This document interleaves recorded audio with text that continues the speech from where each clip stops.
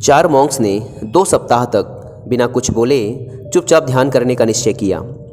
उन्होंने अपने इस अभ्यास के प्रतीक के रूप में एक मोमबत्ती जलाई, जो कि उन्हें हर वक्त यह याद दिलाती रहे कि उन्हें बिना कुछ बोले बस ध्यान करना है।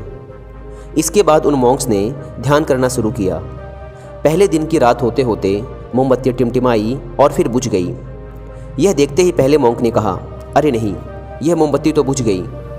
दूसरे मॉन्क ने कहा, हमें बात नहीं करनी चाहिए, हमने कुछ भी ना बोलने की कसम खाई थी।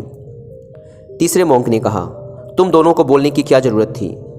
चौथा मॉन्क हंसा और बोला, हा हा हा, मैं अकेला हूँ जिसने बात नहीं की। दोस्तों, उन सभी के बोलने के अपने अलग अलग कारण थे, लेकिन चारों में से प्रत्येक ने बिना कुछ सोचे तुरंत ही अपने विचार रख दिए।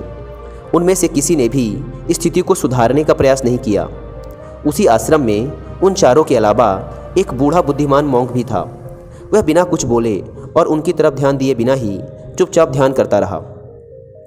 इस तरह से उस बुद्धिमान मॉन्क ने बिना एक शब्द बोले उन चारों को ही उनकी गलती का एहसास करा दिया, जो कि वो चारों बोलकर भी नहीं कर पाए।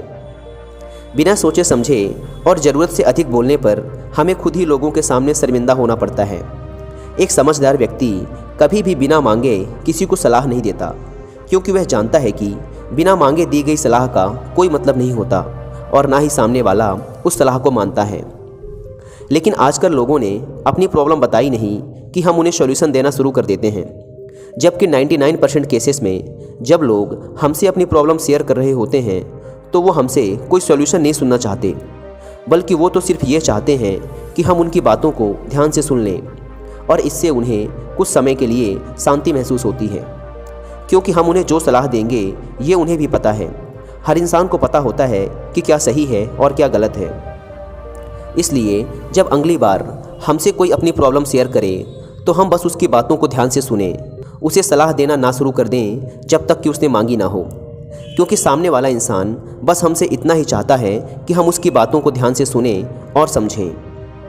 ये बात तो आप लोगों ने भी सुनी होगी, हम जितना कम बोलते हैं उतने ही समझदार होते जाते हैं, और इसका उल्टा भी उतना ही सही है। जो जितना बुद्धिमान होगा वह उतना ही कम बोलेगा।